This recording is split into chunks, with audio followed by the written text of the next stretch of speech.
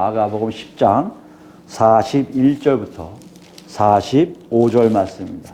우리 같이 읽겠습니다. 열제자가 듣고 야고보와 요한에 대하여 화를 내거늘 예수께서 불러다가 이르시되 이방인의 집권자들이 그들을 임의로 주관하고 그 고관들이 그들에게 권세를 부린 줄을 너희가 알거니와 너희 중에는 그렇지 않을지니 너희 중에 누구든지 크고자 하는 자는 너희를 섬기는 자가 되고 너희 중에 누구든지 으뜸이 되고자 하는 자는 모든 사람의 종이 되어야 하리라. 인자가 온 것은 섬길 받으려 함이 아니라 도리어 섬기려 하고 자기 목숨을 많은 사람의 대속물로 주려 함이라. 아멘. 지난 시간에 우리가 뭐에 대해서 알아보았습니까? 예수님의 말씀을 통해서 하나님 나라는 어떤 것이다? 하나님의 주권대로 다스려지는 나라이다. 하나님의 주권대로 이루어지는 나라라는 것을 우리가 알아보았습니다. 그것이 어떤 의미예요? 예수님의 온전하신 순종을 통해서, 그죠? 그 다음에 그 순종을 따라가는 많은 그리스도인들 통해서 하나님의 주권이 인정됨으로 하나님 나라의 모습이 나타난다는 것이에요. 이것이 우리에게 있는지 없는지 확인하는 것이 중요하다고 했어요. 만약에 내 안에 하나님 나라의 아버지의 주권을 인정하는 삶이 있다면 우리는 하나님 나라 백성이고요. 아직까지 내 안에 하나님 아버지의 주권을 인정하지 않는다? 우리는 하나님 나라 백성이 아닌 그 밖에 있을 가능성이 많이 있다는 것이에요. 그래서 지난 시간에 우리가 알아보았죠. 우리가 할 건 오직 예수님 쫓아서 순종한 것뿐이 없고 나머지는 누구한테 맡긴다? 아버지께 다 맡기는 일이 있어야 한다는 것이에요. 한 주간 여러분 어떠셨어요? 정말 여러분 삶 속에 고백이 아버지가 나의 주인이십니다. 나의 모든 것입니다. 하고 고백하셨습니까? 아니 고백으로 멈추는 게 아니라 삶 자체에서도 내 뜻과 내 의지가 아니라 그 하나님 아버지의 뜻대로 살려고 여러분이 몸부림치셨습니까? 아니면 여러분이 전혀 그런 관계없이 내 삶에 뭔가 윤택함, 내 삶의 편안함을 위해서 아버지가 나 좀 도와주세요 하기만 했나요? 분명한 갈림길에 여러분과 제가 있을 거예요. 중요한 건 뭐라고요? 그 갈림길이 곧 내가 구원이 있는지 없는지를 보여주고 있다는 것이에요. 마가는 우리에게 이렇게 얘기해요. 예수님을 통해서 하나님 아버지께 나의 모든 것을 다 항복해요. 갖고 있는 모든 것을 항복하고 그분의 뜻대로 살려고 하는 사람들 그분의 뜻대로 살려고 하는 사람들이 누구다? 바로 그리스도인이라는 거예요. 다시 얘기할까요? 예수 그리스도를 통해서 나의 모든 것을 누구한테 항복해요? 아버지 하나님께 항복해요. 다 맡기는 거예요. 그 다음에 어떻게 해요? 그분 뜻대로 살고 있는 사람들이 곧 누구다? 그리스도인이라는 것이에요. 여러분 제가 그런 그리스도인이기를 원합니다. 오늘 더 들어가요? 오늘 41절 보시면 열제자가 듣고 야고보와 요한에 대하여 화를 내거는 이거 무슨 얘기냐면 지난 시간에 야고보와 요한이 예수님을 몰두시가지고 얘기하는 거를 열제자들이 들었다는 얘기예요. 그죠? 듣고 있는 거예요. 제가 뭐를 얘기하고 있지? 예수님은 뭘 말씀하고 계시지? 열심히 들은 거예요. 듣고 보니까 예수님이 야단치신 내용이 나오거든요. 이 사람들이 열제자들이 화를 내기 시작해요. 여기 화를 내다는 얘기는 분명히 잘못된 것에 대해서 분노하는 걸 얘기해요. 자기 기분 상을 내는 게 아니라 무슨 근거가 확실하다는 거예요. 10명 다 지금 뭔가 야고보와 요한에서 화가 정말 잘못된 놈들이네 하고 화를 내고 있다는 것이에요. 근데 그 이유에 대해서 얘기하고 있지 않아요. 마가는 기록하고 있지 않아요. 단지 예수님의 반응을 기록하고 있다는 것이에요. 여기서 약간의 설명할 필요 없는 거예요. 열제자의 마음도 어떤 것인가를 예수님의 반응을 통해서 독자들이 전달하고 있는 것이 마가의 기법이에요.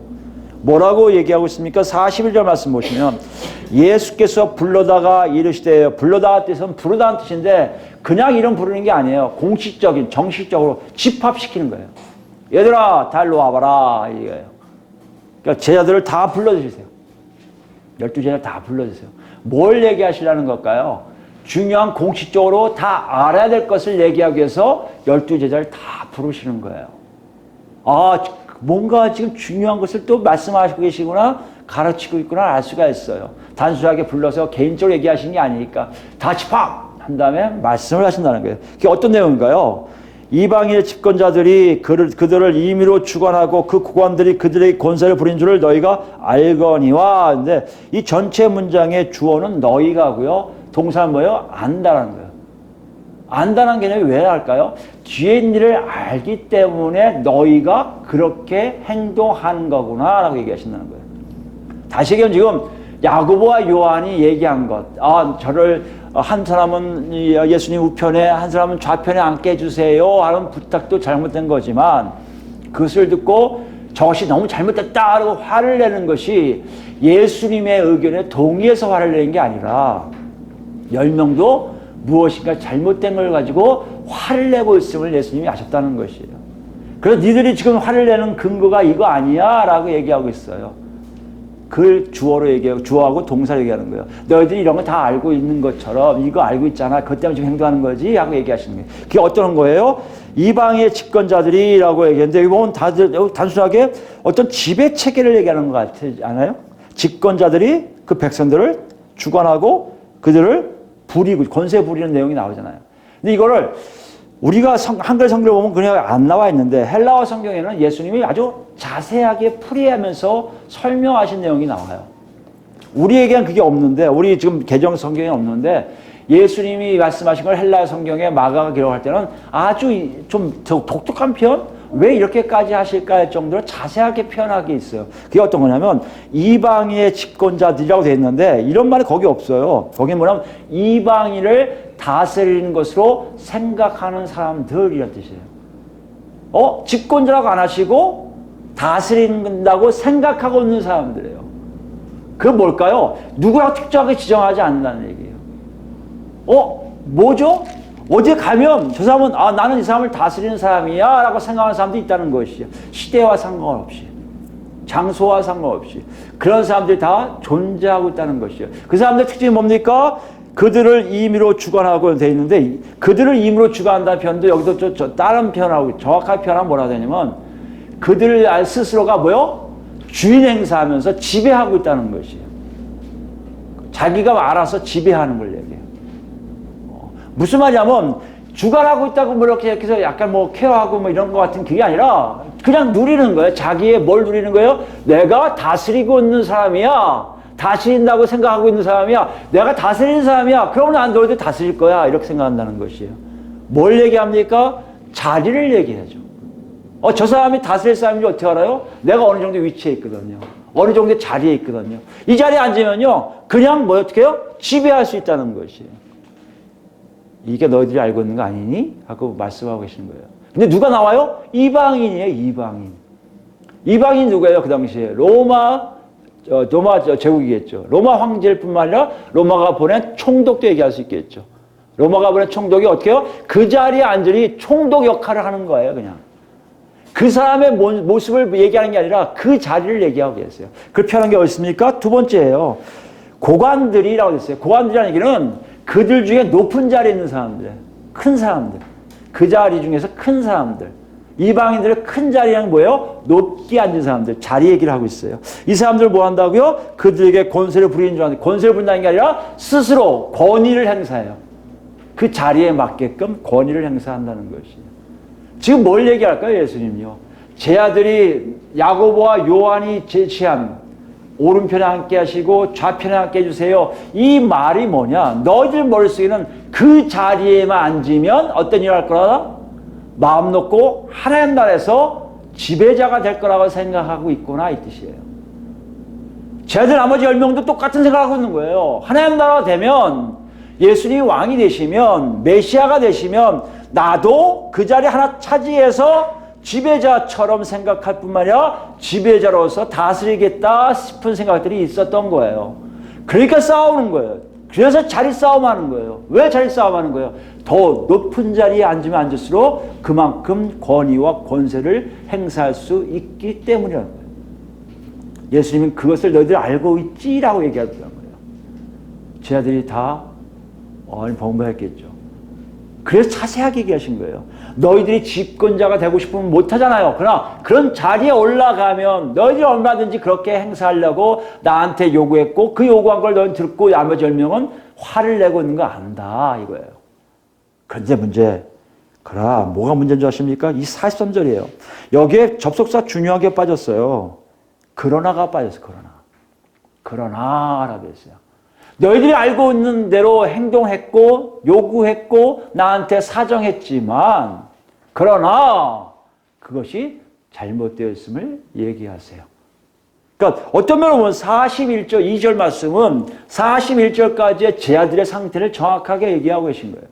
행동을 왜 저렇게 했는지, 왜 그런 생각을 가지고 얘기했는지를 알게 하신 거예요. 그건 단지 그들이 알고 있는 지식들. 어떤 지식이요? 자기들 상황에서 세상에서 흘러가는 모든 것들이 그들을 그렇게 만들어 놓은 거예요. 로마는 정부뿐 아니라 과거에 바벨론도 있었고요. 옛날 조상부터 내려왔던 방식이 바로 그랬던 거예요. 높은 자리에 앉은 사람이 아랫사람들을 부리게 되어 있는, 지배하게 되어 있는 구조에 익숙해 있는 거예요. 세상의 룰이 그렇습니다. 세상의 이치가 그렇습니다. 사회적 흐름이 그래요. 어떤 사회적 흐름이요? 그 당시 제자들이 살았던 사회의 배경들이 다 그렇습니다. 아니 그때만 그런가요? 오늘날 우리도 마찬가지예요. 오늘날 우리가 보고 있는 모든 사회적 이치나 세상 이치는 다 그런 식으로 되어 있어요. 자리가 사람을 만들어요. 그 자리에 앉으면 지배하게 되어 있어요. 이것이 세상이 갖고 있는 속성이고 그들이 알고 있는 지식이고 그 지식이 이런 식으로 화를 내게 하고 질문하게 된 것들을 나왔다고 이해하시는 거예요. 그러나 라고 다시 얘기하시는 그렇지만 너희가 중요하게 알아야 될 것이 이런 내용이다 얘기하시는 거예요. 43절 보시면 너희 중에는 그렇지 않을지니 이렇게 되어 있는데 어떻게 보면요. 너희 중에 너희가 누구예요? 내 제자들. 예수님의 제자들 얘기해요. 예수님의 제자들은 누구죠? 하나님 나라 백성이라고 하나님 나라 들어가고 싶어하는 사람들. 아니 메시아를 모시고 있는 정말 일꾼들. 어떻게 보면 하나님 나라 백성들을 얘기해요. 가장 대표적인 백성들. 너희들 중에라는 얘기는 다시 얘기하면 하나님 나라에는 그렇지 않을지니가 헬라어 성경으로는 그것이 그렇게 있는 것이 아니라는 얘기예요. 무슨 말이냐면 존재하지 않아. 그렇게 돌아가지 않아. 그런 흐름을 갖지 않아 이 뜻이에요. 지금 예수님이 뭘 말씀하신 거예요? 세상과 다른 하나님 나라를 정확하게 표현하고 계세요. 너희들이 알고 있는 세상의 이치, 세상의 흐름 이것대로 너희가 살고 있지만 하나님 나라 들어오고 싶어 하잖아. 너희가 하나님 나라 백성이라 한다면 그것이 존재하지 않아. 뭐가 안 존재한다고요? 자리를 차지하고 올라간 사람들이 밑에 사람들을 지배하는 놀라운 체계들. 이것이 존재하지 않게 되어 있다는 것이에요. 여러분 이건 뭘 얘기할까요? 완전히 세상을 하나님이 덮어버리시는 거예요. 세상의 룰대로 살지 말라는 거예요. 세상의 법칙대로 살지 말라고 얘기하시는 거예요. 왜요? 하나님 나라는요. 그런 일이 존재하지 않기 때문이에요. 그 뭐가 존재합니까? 그 다음에 얘기하세요. 너희 중에 누구든지 크고자 하는 자는 너희를 섬기는 자가 되고 누구든지 크고자 한다는 게 그러니까 아까 얘기했잖아요. 내가 다스리고 있는 사람, 내가 지배하고 있는 것처럼 생각하는 사람들이 된다면 어떤 자인다고요?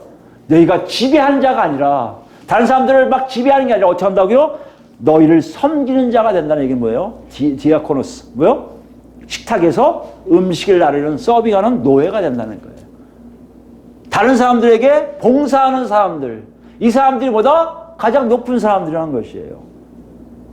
이게 뭐지? 우리 9장 35절 기억하십니까? 같은 얘기를 지금 반복하신 거예요. 이해를 못할 것 같으니까 44절에 또 한 번 얘기하세요. 너희 중에 누구든지 으뜸이 되고자 하는 자는 모든 사람의 종이 되어야 한다. 으뜸이 뭐예요?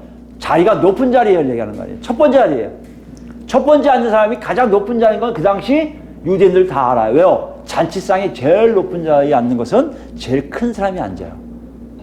그러니까 제일 큰 자리에 앉는 걸 아는 거예요. 사회적으로 제일 높은 자리. 지금 아까 얘기했듯이 이방인들 집권자에서 자리를 제일 높게 차지하는 사람. 이 사람을 얘기하고 있는 거예요. 근데 그 사람이 지배한다고요? 아니라는 얘기예요. 뭐요? 모든 사람의 종이 되어야 돼요. 종이 뭡니까? 노예예요, 노예. 노예란 뭡니까? 그 당시 사회적 계급으로 가장 낮은 계급이에요. 사회에서 가장 높은 계급이 되고 싶어? 가장 낮은 계급이 되어야 한다는 것이에요. 여러분 이렇게 생각하시면 우리가 좀 오해를 할 수가 있어요.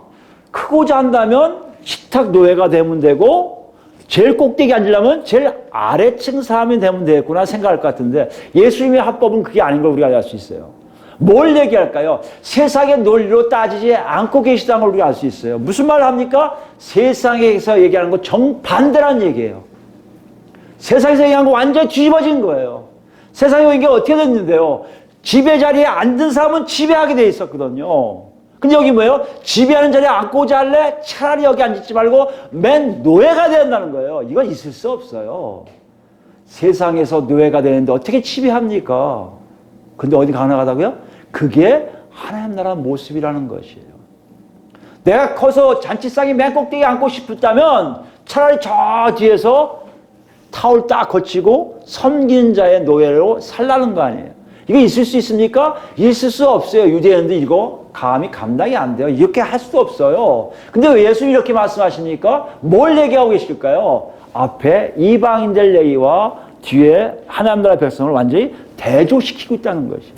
완전 대조예요. 여긴 자리를 탐한다면 여기 뭐라고요? 삶을 보라는 삶.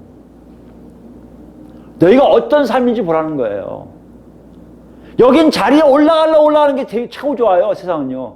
여긴 그게 아니에요. 내려가서 자기 삶이 내려가는 삶이면 되는 거예요. 내려가는 삶이 뭡니까? 남을 도와주고 남을 섬기고 남한테 해를 주는 게 아니라 남한테 이익만 주려고 애쓰는 사람들. 여기서 지배하는 게 앞선다면 여기 지배가 아니라 오히려 그 사람들 올려주는 일을 한 사람들이 오히려 보다 하나님 나라에서는 귀한 존재라는 것이에요. 제자들에게 자리 싸움한 그들에게 놓고 하시는 거예요. 얘들아 그거 잘못된 거야. 왜 그걸 노려? 지난 시간에 얘기했잖아요. 그건 하나님이 알아서 주실 거야.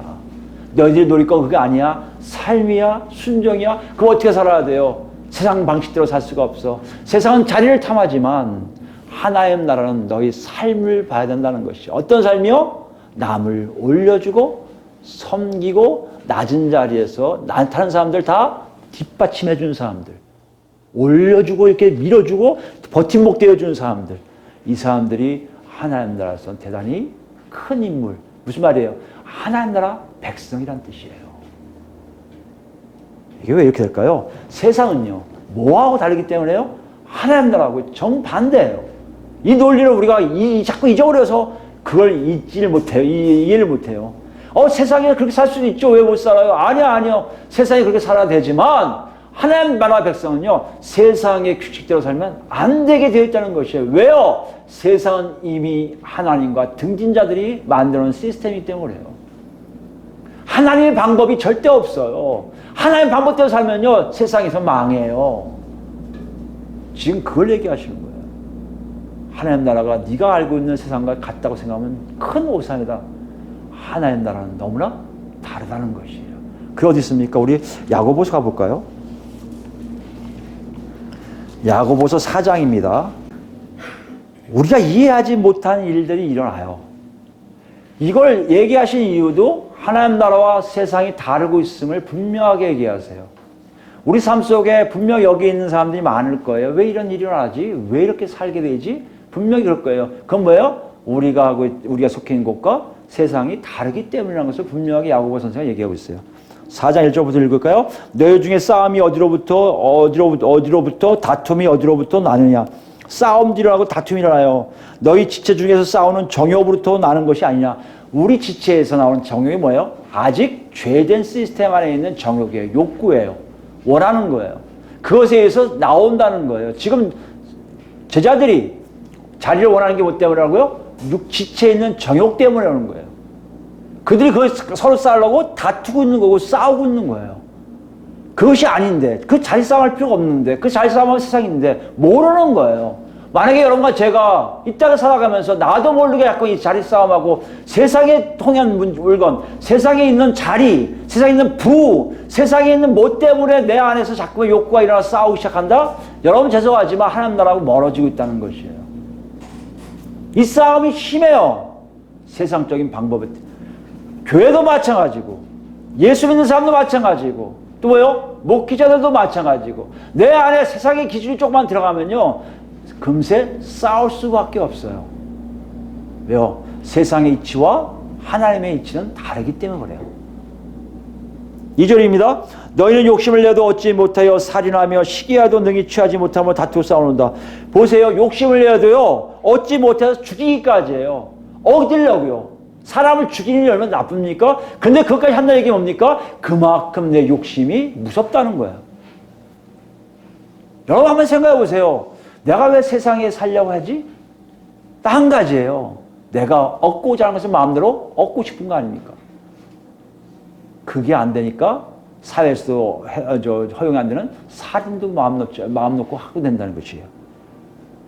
시기하여도 능히 너 취하지 못하고 다투어 싸우는다. 너희가 얻지 못하면 뭐라고요? 구하지 아니하기 때문에. 이게 잘 기억하. 이게 무슨 말이냐면요. 구하지 않으니까 내 기도 안 해서 그렇다? 그게 아니에요. 하나님 나라 방식대로 안 살아섰다는 얘기예요. 하나님 나라 방식대로 살게 되면 하나님의 주권하에 필요한 것만 주세요. 세상이 주는 게 아니에요. 우리의 욕심이 주는 게 아니에요. 내가 요구한 것대로 얻어지는 게 아니에요. 누가요? 하나님이 하나님 방법으로 주세요. 여기 구하지 못한다는 얘기 뭡니까? 세상의 방식대로만 자꾸 살려고 해요. 왜요? 그렇게 배워왔으니까.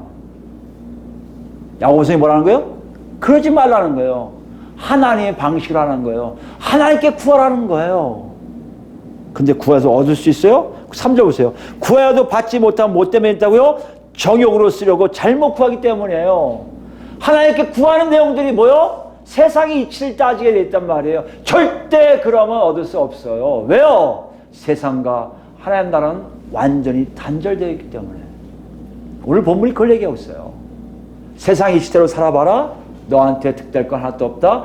하나님 나라 법칙대로 살아야 되는데 그것이 뭐다? 하나님 방식대로 살아가는 낮은 자들 삶을 봐라. 네 삶 어떻게 살고 있니? 자리만 탐하고 있니? 아니요.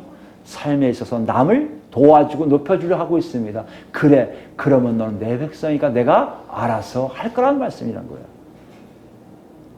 4절 말씀 봅니다. 가늠한 여인들아는요, 거기에 있는 아마 분명히 속해 있는, 교회 안에 속해 있는 사람들 얘기할 거예요. 그 안에서 간음을 한다? 있을 수 없는 일인데 그 당시 있었단 말이에요. 왜 있었을까요? 뭘 몰라서 있었다고 얘기하는 것 같아요. 아니요. 알고도 저지른 자들에 대해서 야단치시는 것 같아요. 야고보 선생님이. 뭐라고 칩니까? 세상과 벗된 것이 하나님과 원수됨을 알지 못하느냐. 잘 기억하십시오. 세상과 벗된 것이 하나님과 원수되었다는 것이에요.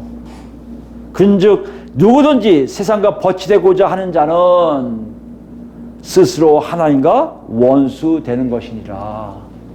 나도 모르게 세상의 방식대로 살려 한다는 것은 하나님으로부터 점점 멀어지고 있음을 스스로 인정하고 있다는 것이에요. 이게 오늘 예수님이 말씀하신 거, 야고보 선생님이 말씀하신 걸 여기 접목시키면 정확하게 우리가 알 수 있어요. 제 아들이 그랬던 거예요. 세상의 방식대로 하나님께 구했던 거예요. 예수님이 말씀하세요. 니들 잘못 구하고 있는 거야. 그렇게 구하는 거 아니야. 그건 하나님이 알아서 주실 거야. 그럼 하나님께 구해야죠. 어떻게 구해야 돼요? 그렇게 구할 게 아니라 너의 삶이 남을 섬기는 자리에 있게 해달라고 기도하라는 얘기예요. 아니 그렇게 사는 자가 되게 해달라고 간청하라는 거예요. 여러분 한번 생각해 보세요. 우리 삶을 생각해 보세요. 우리가 보면 예수를 믿었는데요. 예수님을 통해서 맛볼 수 있는 놀라운 은혜의 역사를 여러분 얼마큼 갖고 계세요? 여러분 이해가 안 되지 않아요? 분명히 무속신앙 있는 사람들요. 그 사람들 무당 얘기 들어보면요. 정확한 무당들 많아요.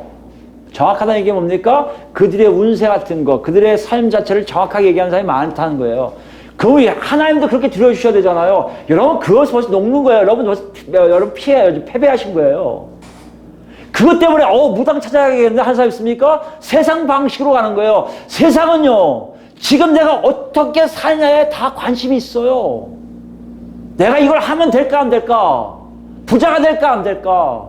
땅을 살까 말까? 사업을 할까 말까? 이게 초관심사예요. 근데 하나님은요. 그게 관심사가 아니에요.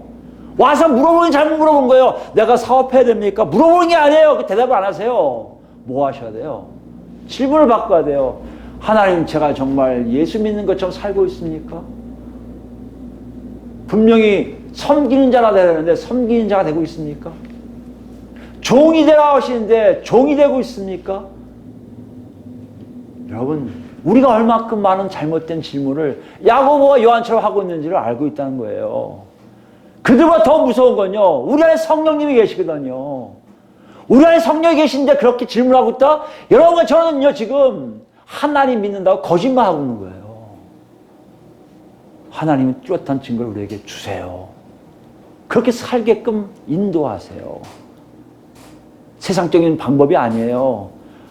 은사가 있으니까 탁탁하고 미래 예언 잘해갖고 탁탁 하나 둘 다 맞추네. 이게 문제가 아니에요, 여러분. 자꾸 거기에 현혹되지 마세요. 현혹되니까 무당보다 목사가 못하는 얘기가 나와요. 못한 목사들 많아요, 사실. 그러나 하나님이 세운 목사들은요, 뭘 얘기합니까? 그거 얘기하지 않아요. 뭘 얘기합니까? 삶을 얘기해요.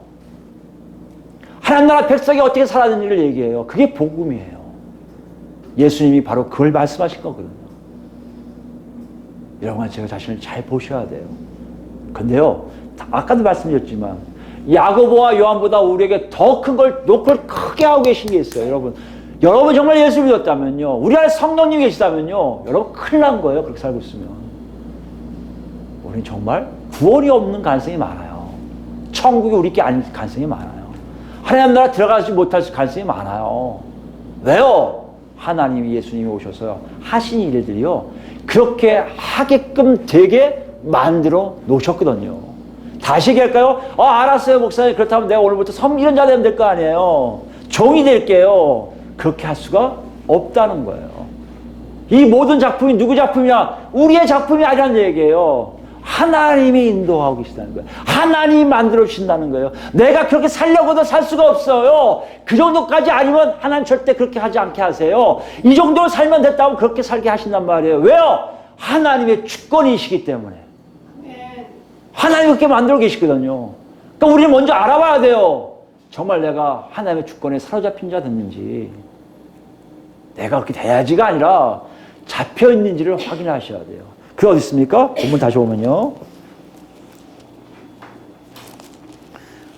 마가복음 10장 보시면 43절 44절 보세요. 뒤에 되고, 44절 뒤에 되어야 하리라가 아주 문법적으로 재밌게 썼어요, 마가가요. 앞에 게 되고와 뒤에 되어야 하리라 다 미래 시제, 미래 시제. 미래 시제는 어떤 지금보다 좀 앞선 시대에서 계속형이에요. 계속해서 그렇게 된다는 거예요. 근데 이게 여기 태라는 게 있습니다. 이 주어에 따라서 내가 주어면 내가 한다면 능동이라고 그래요. 내가 하게 된다면 수동이라고 그래요. 남에 의해서 내가 하게 되니까. 근데 여기 하려면 중요한 게 중간태라는 게 있어요. 내가 하는 것도 아니고 남에게 하는 것도 아니에요.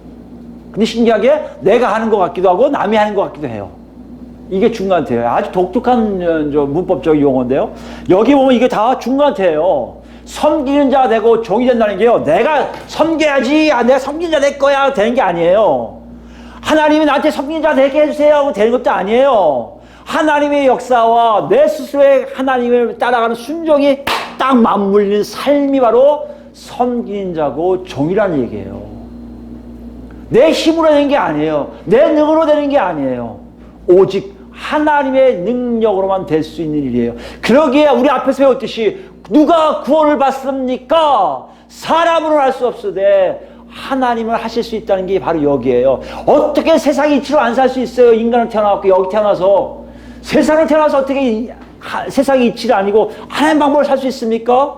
가능하다는 얘기예요. 어떻게 해요? 내가 아니라 성령을 통해서 여러분과 저를 끌고 가시겠다는 거예요. 거기에 내가 뭐 한다? 순종하는 거예요. 방문적이 이렇게 살아야 돼. 알았어요. 하기 싫은데 해. 해야 돼요. 해야 돼요. 해야 돼요. 해야 돼요. 하다 보니 나중에 보니까 하고 있다는 거예요. 자기가. 이게 중간태예요. 강제로 끌려가는 게 아니에요. 인격이 하나님께 우리가 놓고 하세요. 문정아, 이것 좀 했으면 좋겠어. 네가 이렇게 하는 게 내가 원해. 근데 오늘 지금 진짜 하기 싫은데요. 했으면 좋겠어. 안 할래요. 해. 안 할래요. 해. 안 할래. 해요. 하다가 가는 거야, 하나도. 이게 중간태예요. 그러다 보니까 내가 섬기는 자 되고 뭐가 된다고요? 종이 된다는 거예요. 이게 세상과 달라요. 세상은 어떻게 합니까? 쟁취해야 돼요. 뺏어야 돼요. 자기 능으로 힘을 해야 돼요. 안 되면 다른 사람 힘이라도 빌려갖고 올라가야 돼요. 근데 하나님 나라는 그게 아니에요. 하나님이 인도하신 따라 순종할 때 예수님이 온전히 순종하신 것처럼 더벅더벅 걸어갈 수가 있게 되어 있다는 것이에요. 그것이 바로 45절 말씀입니다. 이 모든 것을 가능하게 하신 게 누구 때문이라고요? 45절에 나오는 인자의 인자. 근데 중요한 건요, 45절에도 접속사가 빠져 있어요. 가르라고 우리가 많이 했죠. 가르. 뭐예요? 왜냐하면 이유와 원인을 얘기하는 접속사예요. 43절, 44절 어떻게 섬기는 자가 되고 어떻게 종이 되느냐? 왜냐하면 이렇게 살아야 되느냐? 왜냐하면 이라는 뜻이에요. 왜냐하면 좀 우리가 이해가 돼요. 처음 읽을 때 아마 이상할 거예요. 종이 되어야 하리라 인자가 온 것은 끊기는 것 같은데 왜냐하면 넣어보세요. 왜냐하면 인자가 온 것은 섬기를 받으려 함이라 이거 아니에요. 받으려 함이 아니라 오히려 섬기고 주려고 왔다는 거 아니에요. 여기 보시면 인자가 누구예요? 종말론적 메시아의 다른 호칭이에요. 종말론적이 뭡니까? 이제 마지막 때 하나님이 이 인류를 심판하실 때가 가까웠음을 얘기하고 있어요. 그 인류 심판할 때 하나님이 먼저 보내신 자가 누구예요? 인자요. 그분이 올라신 게 왕으로 오신 게 메시아라는 얘기예요. 여기 보니까 인자 왔다는 것은 예수 그리스도, 예수 메시아께서 오신 것을 얘기하는 거예요. 그분 때문에 하나님 나라가 열렸거든요. 그분이 어떻게 여셨냐에 따라 하나님 나라가 규정돼요. 하나님 나라 이런 식으로 방식으로 펼쳐진다는 거예요. 근데 어떻게 됩니까? 섬김을 받으러 오신 분이 아니에요. 그러기 때문에 섬김을 받는 자가 아니라 섬기는 자가 더 크게 보이는 거란 말이에요. 왜요? 섬김을 받으러 온 게 아니라 오히려 섬기고 주려온 분이 어떻게 했기 때문에요? 왕으로 올라가셨기 때문에 섬기는 자들이 더 높은 자리에 가게 되어 있다는 것이죠. 아니 자리를 얘기하지 맙시다. 높게 인정을 받게 되어 있다는 것이에요. 여기 보시면 이 인자에 의한 종말론에 하나님 나라가 열렸음에 우리가 들어갔다는 증거가 있다면 여러분과 저는 지금 섬기고 있어야 되고 종이 되어 있어야 된다는 얘기예요. 이게 쟤들에게 놓고 하는 소리인데 이때는 성령이 안 계셔도 괜찮지만 아까 말씀드렸지만 야고보와 요한같이 우리에게는 성령이 오셨기 때문에 그것을 거부하는지 그렇게 안 살고 있다면 여러분과 저에게는 굉장히 중요하게 무서운 경고의 메시지로 지금 알리고 계시는 거예요. 왜 그런가 봅시다.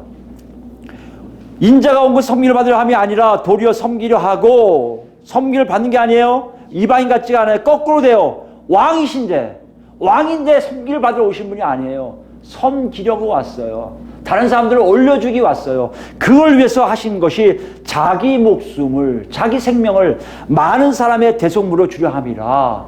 여기 많은 사람이라는 것은요, 셈족, 그러니까 팔레스타인 지역의 이스라엘 백성들, 유대인들이 갖고 있는 생각이 많다는 거에는 다라는 뜻이에요, 다. 모두라는 뜻도 돼요. 헬라인들에게는 많은 거지만, 셈족, 그러니까 유대인들에게, 그 당시 유대인들에게는 다라고 해요, 다. 그러니까 예수님의 희생은 모든 인류 다를 위한 거예요.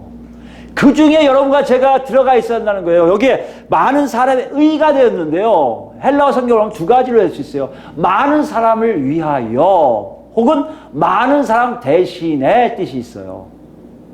이게 섬김이에요, 여러분. 한 사람이 많은 사람들을 위해서 뭐한다? 자기 목숨을 줬단 말이에요. 이 이상 큰 섬김이 없거든요. 이게 우리가 알고 있는 하나님 나라의 키포인트이고 가장 중요한 핵심이에요. 문제는 뭐예요? 이 많은 사람 안에 우리가 있느냐 없느냐가 중요한 거예요. 근데 뭐로 있냐 알 수 있냐면 내가 그 안에 있는지 없는지 어떻게 알 수 있습니까? 뒤에 단어 대속물 때문에 알 수 있어요. 대속물. 대속물 하면 여러분 그냥 몸값을 얘기해. 지불하는 몸값을 얘기해요. 그러니까 누가 만약에 유괴를 했다면 몸값 1,000,000원 가져와. 비유가 좀 슬프지만 비극적이지만 그런 거예요. 지불해서 1,000,000원을 내는 1,000,000원이 바로 대속물이에요.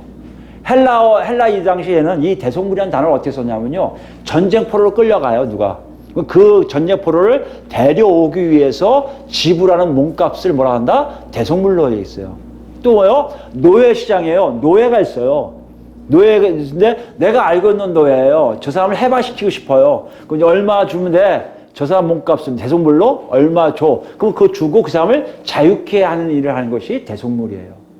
더 나아가세요. 내가 빚진 게 많아요. 빚진 걸 변제받기 위해서 지불하는 몸값을 뭐라고요? 그걸 대속물이라고 얘기해요. 헬라인들은. 여기 뭐 알겠지만 대부분 다른 것 때문에 자기 것을 희생하는 것을 대속물의 개념으로 얘기해요. 근데 구약에 오면요, 이 대속물의 의미가 더 뚜렷해져요. 아, 이것이 대속물의 의미였구나 라고 알 수 있어요. 그것이 바로 예수님이 사용한 대속물의 개념이라고 할 수 있습니다. 그게 어딨습니까? 출애굽기 가볼까요? 출애굽기. 출애굽기는 구약 앞쪽으로 가셔야 돼요. 이렇게 13장입니다. 11절부터입니다. 출애굽기 13장 11절부터 읽습니다. 제가 읽습니다. 여호와께서 너와 네 조상에게 맹세하신 대로 너를 가나안 사람의 땅에 인도하시고 그 땅을 내게 주시거든. 이제 얘기하는 게 무엇을 통해서 하나님 말씀하시는 거예요? 가나안 땅에 들어가면 너는 태에서 처음 난 모든 것과 내게 있는 가축의 태에서 처음 난 것을 다 구별하여 여호와께 돌리라. 수컷은 여호와 것이라. 첫 태생들은 다 여호와 것이라고 선언하세요. 그리고 나귀의 첫 새끼는 다 어린 양으로 대속할 것이요. 나귀의 첫 새끼는 뭐요? 어린 양. 아마 나귀가 더 비쌀 수 있지 않을까 싶어요. 모르겠네요. 정확한 가격은. 하여튼 나귀의 첫 새끼는 다 어린 양으로 대속할 거예요. 여기 대속이 같은 의미예요. 이 의미는 히브리어도 마찬가지로 덮어 씌운다는 의미예요. 덮어 씌우. 속하다, 속죄하다는 뜻이에요. 속하다는 얘기로 덮어 씌우는 거예요. 그러니까 어린 양을 딱 덮으면요, 나귀 새끼 위에다 어린 양을 딱 덮으면 어린 양이 되는 거예요. 이 어린 양이. 어린 양이 나귀 새끼가 되는 거예요. 그러니까 나귀 새끼를 잡지 않고 어린 양을 잡으면 돼요. 이게 대속물 개념이에요. 이해하시겠죠? 지금 예수님이 말씀하신 게 그거예요. 덮어 씌우는 거예요. 대상을 덮어 씌우면 돼요. 또 나옵니다. 그렇게 하지 아니하려면 그 목을 꺾을 것이요 내 아들 중 처음 난 모든 자는 대속할지니라. 내 아들, 자식들 나중에 처음 난 다 대속해야 돼요. 처음 난 자식 나왔어요. 내 아들이 처음 나왔는데 얘를 어떻게 해요? 덮어놔야 돼요. 뭘 덮어요? 여기 뒤에 나오잖아요. 후에 내 아들이 묻기를, 여기도 어린 양을 덮었겠죠? 대속과 똑같으니까 어린 양을 덮어놔요. 이게 무슨 말이냐면 물어본단 말이에요. 후일에 내 아들이 내게 묻기를 이것이 어찌 됨이냐 하거든 너는 그에게 이르기를 여호와께서 그의 권능으로 우리를 애굽 땅에서 곧 종이 되었던 집에서 인도하여 내실세 그때 바로가 완악하여 우리를 보내지 아니하며 여호와께서 이 애굽 나라 가운데 처음 난 모든 것은 사람의 장자로부터 가축의 처음 난 것까지 다 죽이셨으므로 태에서 처음 난 모든 수컷들은 내가 여호와께 제사를 지어서 내 아들 중에 모든 처음 난 자를 다 대속하리니 이 뜻이에요. 다 죽였거든요. 애굽에 있는 모든 첫 태생들 다 죽였어요.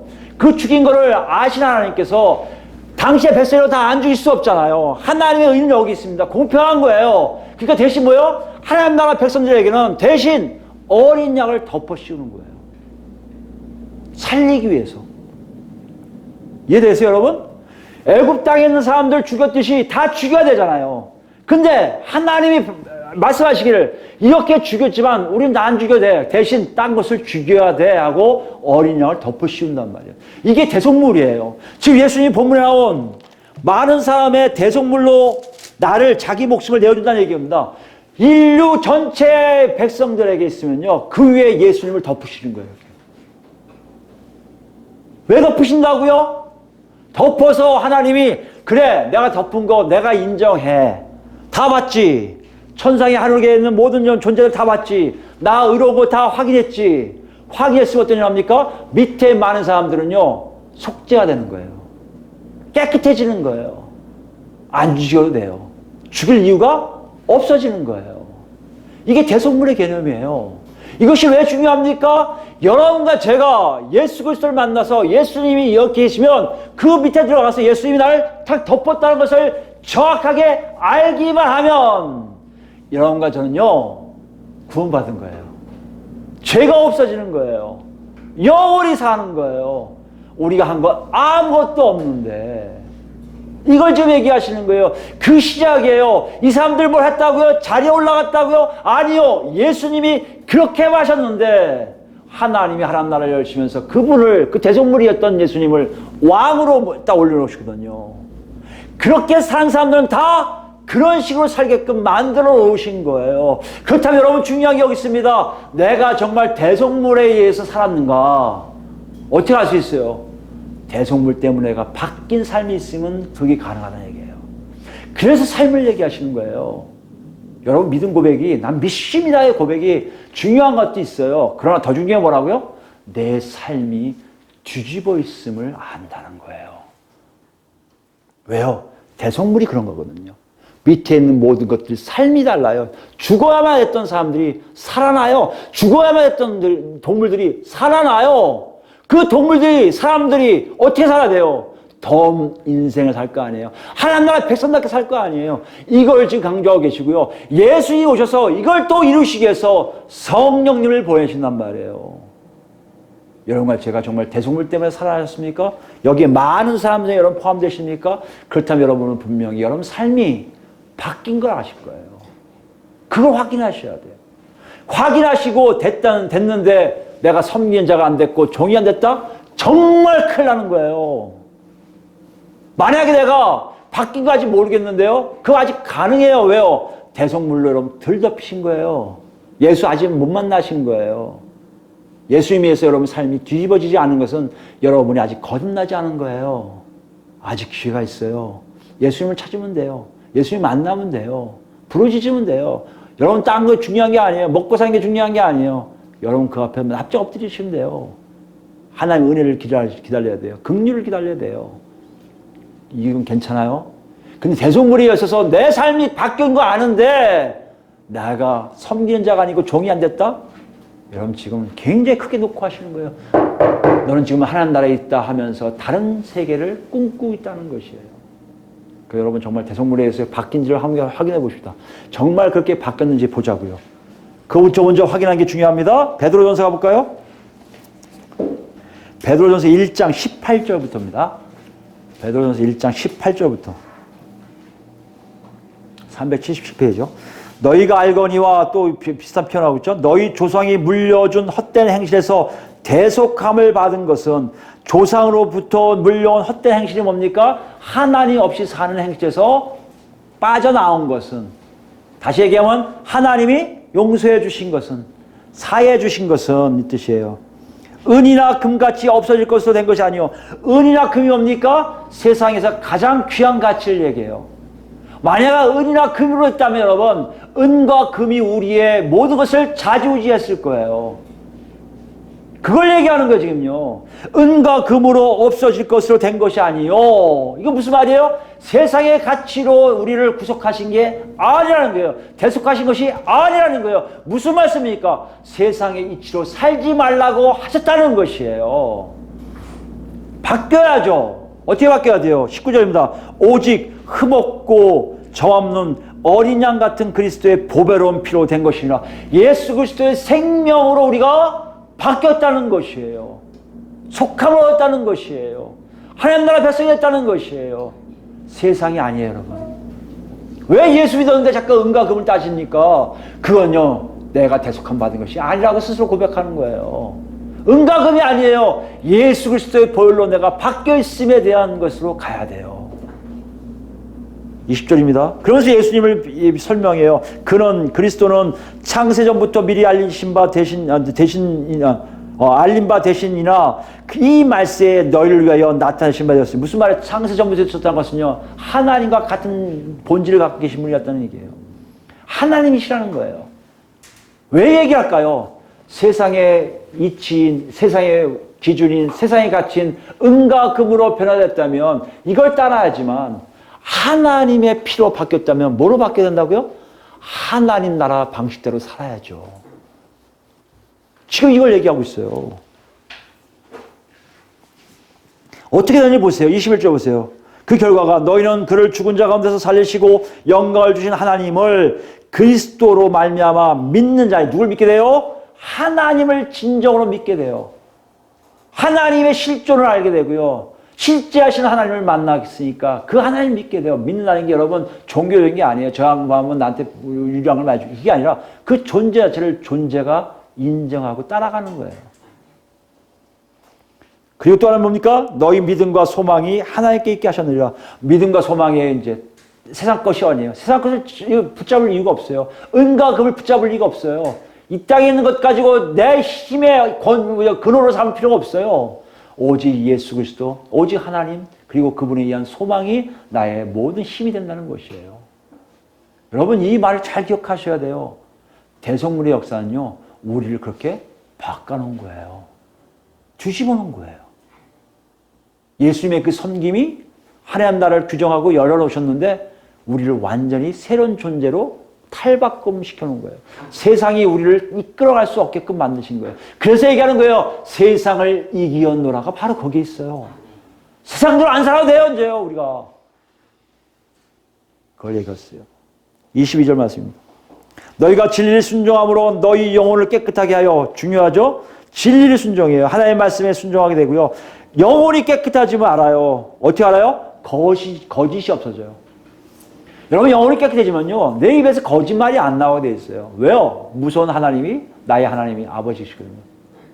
거짓말 할 리가 없어요. 어떻게 해요? 거짓말이 없이, 가식 없이, 꾸밈 없이 어떤 일을 한다고요? 하나님의 자녀들, 같이 나같이 불림을 받은 사람들, 나같이 대속물에 의해서 구원의 역사를 맛본 사람들과 함께 어떻게 해요? 형제로서 뜨겁게 사랑하는 일이 생겨요. 세상에서 있을 수 없는 일이에요. 세상의 가치에서는요, 자기 이해를 관계를 따지면서 서로 만나지만 하나님 세계는 그게 아니에요. 그렇기 때문에 누가 나아지는지를 간지를 서로 경쟁할 필요가 없어요. 하나님이 시키신 대로 다 인정하게 돼요. 아유, 이쁜 거 저렇게 하네. 나는 못하는데. 아유, 잘하네. 어떻게 저렇게 잘할 수 있지? 나도, 야, 쟤는 못하는 걸 안 할 수 있는데 하나님이 나한테 더 힘을 주셨나 보다. 이걸로 끝나지. 저건 내가 하는데 저걸 왜 안 하고 저기 있어? 이렇게 할 이유가 없다는 거예요. 아, 다행이다. 저 사람이 해서 난 못하는데 어유, 저 일을 저 사람이 하네. 그럴 일이 없다는 거예요. 세상의 가치로 보는 게 아니라 하나님의 잣대로, 하나님의 눈으로 우리를 완전히 바꿔놓으신 일이 일어나게 되어 있다는 것이에요. 지금 이것을 질문하고 있어요, 본문이. 너희 정말 대속물에 의해서 구원받은 자 맞아? 그렇다면 너희 삶을 잘 봐. 자리를 탐한다고? 아유, 그 있을 수 없지. 여러분 생각해 보세요. 자리 탐할 수가 없어요. 그럼 어떻게 해야 돼요? 섬기는 자가 되고 종이 되어야 되잖아요. 여러분 섬기는 자와 종이 어디까지 내려가야 매 꼭대기가 돼요? 이런 사람들 세상의 가치예요. 맨 밑에 있는 사람이 맨 위에 있을 거 아니에요. 그래요, 맞아요. 근데 맨 밑을 추구하지 않아요. 따라가 이거 잡으려고 하지 않아요. 왜요? 성령님이 알아서 하시기 때문에. 하나님의 주권에 의해서 알아서 조정하세요. 그대로 사람들이 순종하는 것뿐이에요. 삶 자체가 남을 섬기는 자리에 있는 자리고 남에게 유익함을 주기 위한 자리인 건 분명히 맞대. 그 자리를 탐하지는 않는단 말이에요, 여러분. 그것이 하나님의 주권이에요. 가장 밑에 있는 사람 누군지 몰라요. 우리는 알죠, 누구예요? 가장 밑에 있는 사람이 바로 예수 그리스도께서. 가장 밑에서 왕이 되셨잖아요. 이건 하나님 주권이세요. 누가 어떻게 할 수가 없어요. 그 밑에 자는 누구예요? 몰라요. 탐하요? 아니요. 나에게 맡겨진 일에만 충실하면 다 되는 거예요. 충성다하면 되는 거예요. 내가 정말 바뀌어 있는지가 제일 중요하고요. 바뀌어 있다면 그 삶 속에 성령이 인도하신 삶이 뭔지를 정확하게 알아서 그대로 순종하며 사는 것이 우리의 일이라는 것이에요. 자리 탐하고 이 땅에서 부를 탐하고 높은 자에서 지배하고 남한테 뭐 이렇게 하는 게 아니라 내가 한마디 하면 다 말 듣는 그런 자리를 원하는 게 아니라 하나님의 말씀에 순종하는 삶이 나한테 있기를 바라는 것이 바로 뭐다? 하나님 나라의 이치요 하나님 나라의 법이라고 말씀하고 계신 거예요. 여러분 우리 각자 한번 생각해 봅시다. 어떠세요? 그러고 계세요? 여러분 하나님 나라에 오실 걸 환영합니다. 그러고 있지 못하다고요? 놓고 하세요. 들어오라고 말씀하세요. 세상의 이치로 살지 말고 하나님의 이치대로 살라고 말씀하세요. 그런 자가 정말 하나님의 자녀라고 말씀하세요. 그러면 여러분 마지막으로 읽을 텐데요. 이것이 이해가 돼요. 그러면 고린도전서 가볼까요? 고린도전서 4장이에요. 우리 몇 번 읽었는데요. 자꾸만 하나님 나라를 알면 알수록 이 고린도서 4장이 주는 의미, 그리고 바울이 왜 이렇게 얘기했을까가 우리가 이해가 돼요. 한번 읽어봅시다. 과연 이해가 되는지. 7절부터 볼까요? 누가 너를 남달리 구별하느냐? 내게 있는 것 중에 받지 아니하는 것이 무엇이냐? 내가 받았은지 어찌하여 받지 않은 것이 자랑하느냐? 이게 무슨 말씀이냐면 고린도 교회 사람들이 은혜를 참 많이 받았어요. 그래서 은사도 많고요. 정말 내가 하나님을 막 증명할 수 있을 정도의 자리에 있는 사람이 많았어요. 그러니까 서로 자기 분파를 만드는 거예요. 내 판, 네 판에서 막 만들어서 서로 싸우기 막 난리 났어요. 바울이 그 얘기 듣고 얘기하는 거예요. 대체 니들 그거 누가 준 건데? 네가 얻은 거라고? 세상의 규칙대로 생각한 거예요. 내가 이 정도 얻었으니까. 여러분, 한국교회가 가장 지금 잘못한 게 뭔지 아십니까? 은사가 있으면 가장 높다고 생각하는 착각하는 것들. 그걸 가장 잘못하고 있는 거예요. 하나님에 있어 뭐 목사가 되면 제일 높은 자리에 있는 것처럼 생각하는 거 가장 잘못한 거예요. 지금 이걸 깨닫지 못하면 고린도서 4장이 이해가 안 돼요. 무슨 말인지 이해가 안 되고요. 오늘 예수님이 말씀하신 섬기는 자와 종이 되라는 게 무슨 말인지 이해가 안 돼요. 목사님 존경하잖아요. 존경하고 섬기고 우리 해주잖아요. 이해가 돼요. 왜요? 말씀을 같이 하니까 같이 존경하지만 그래서 내가 지배한다고 생각하면 안 돼요. 저분하고 내가 친하면 나도 힘이 얻어지겠지. 착각하지 마세요. 교회는 세상이 아니에요. 목사는 왕이 아니에요. 목사도 똑같은 하나님의 자녀의 한 사람일 뿐이에요. 각자 구원을 위해서 애써야 될 사람들이에요. 여러분도 마찬가지예요. 직분 상관없어요. 나 믿음 없으니까 상관없어요. 예수의 대속물 안에 다 들어왔다면 이제 서로 가는 거예요. 성령에 이끌려서 자기 삶을 사는 거예요. 바로 그 얘기하는 거예요. 고린도교회 그게 아니었거든요. 능력이 나가거든요. 예언이 막 나가거든요. 방언이 터지거든요. 그리고 그들을 딱 보니까 자기 밑에 수화를 둘 수 있겠거든요. 이런 일들이 하니까 바울이 야단치는 거예요. 대체 그걸 왜 니들이 자랑하느냐. 8절입니다. 너희가 이미 배부르며 이미 풍성하며 우리도 없이도 왕이 되었도다. 왕처럼 사는 거예요. 분명히 얘기했잖아요. 왕이 아닌데 왕은 예수님밖에 없다고 하면서 왕처럼 사는 거예요. 마치 자기가 예수 된 것처럼. 모든 걸 다 누리고 살거든요. 그때 사도 바울인 거예요. 그건 잘못했다는 거예요. 그리고 말이 이게 중요해요. 우리가 너희와 함께 왕노하기 위하여 참으로 너희가 왕이 되기를 원하노라. 이 말씀은 뒤에 알려지만 요게 중요해요. 어떻게 너도 왕처럼 되고 싶어? 나처럼 돼. 우리처럼 되면 되는 거야. 정말 원하는 건 너희가 우리처럼 살아서 하나님 보시기에 왕 같은 존재가 됐으면 좋겠어. 예수님이 하신 것처럼 이 뜻이에요.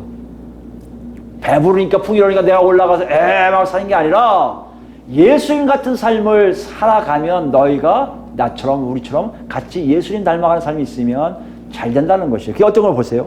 9절 보세요. 내가 생각하건대 하나님이 사도인 우리를 죽이기로 작정된 자로 같이 끄트머리에 주었으면 보세요. 끄트머리예요. 막 꼬레비예요.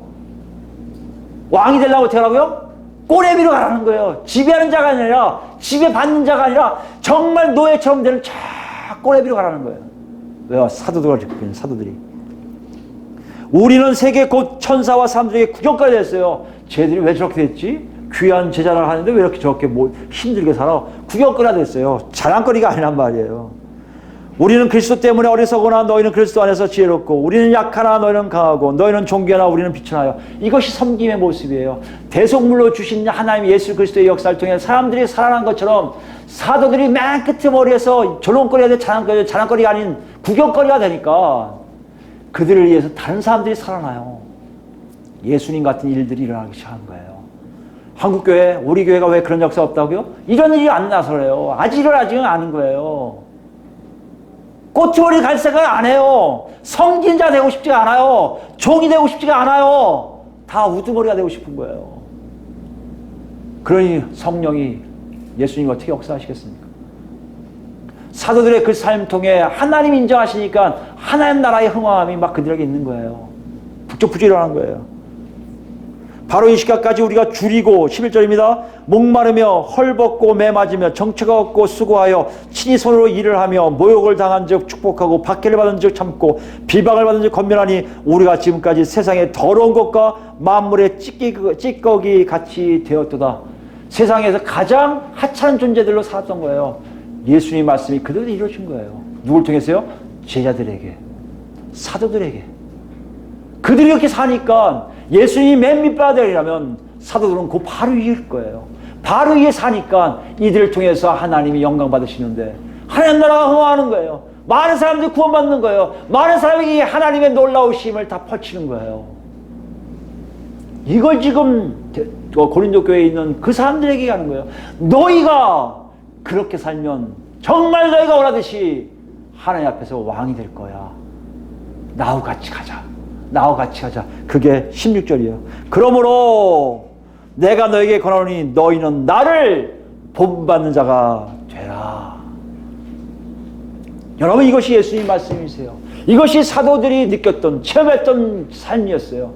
자기 삶 속에 어떻게 살아야 할지 모르지만 성령이 인도하시는 거 보니 자기가 완전히 섬기는 자뿐만 아니라 종으로서 노예로 살고 있더라는 거예요. 아니, 더 나가서 세상적으로 보면요, 정말 하찮은 자고 찢기 같고 더럽힌 자 같고 모욕 주는 자 같고 저들은 아무렇게 해야 될 것 같은 존재로 만들어 버리셨단 말이에요. 그런데 어떤 일이 합니까? 그런 자기들을 통해서 하나님 나라가 점점 펼쳐지고 있다는 것이에요. 세상과 다른 놀라운 역사가 그들 통해 일어나고 있다는 것이에요. 그걸 우리한테 지금 질문하고 계세요.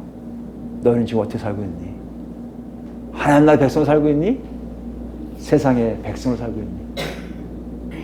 여러분, 그때 어떻게 대답하실 거예요? 다시 한번 얘기하지만 예수 아직 못 만났습니까? 아직 여기가 있어요. 예수 만나세요. 예수 만났는데 아직 연애 없다고 여기에요? 여러분, 큰일 났습니다. 경고하세요. 놓고 하세요. 그게 정말 하나님의 삶이 아니라고. 하나님 나라 백성의 삶이 아니라고. 오늘 쟤들에게 경고하시는 거예요. 니들 그렇게 사는 거 하나님 나라 백성 아님을 스스로 얘기하는 거야. 오늘 여러분 어떤 울림이 있습니까? 이제 여러분 어떻게 하실지 알 거 아니에요. 하나님 만나셔서 다시 하나님 자리답게 사는 것이 뭔지를 알린다면 그 길로 가서 정말 여러분과 저 때문에, 아니 우리 그리스도교회 때문에, 아니 예수님이 세운 놀라운 하나님의 교회들 때문에 세상 사람들이 바뀌어서 하나님의 놀라운 역사가 일어나는 그 대열에 우리도 끼고 있는 것을 발견하게 될 거예요. 이런 놀라움이 다 있기를 예수 그리스도로 축원드립니다.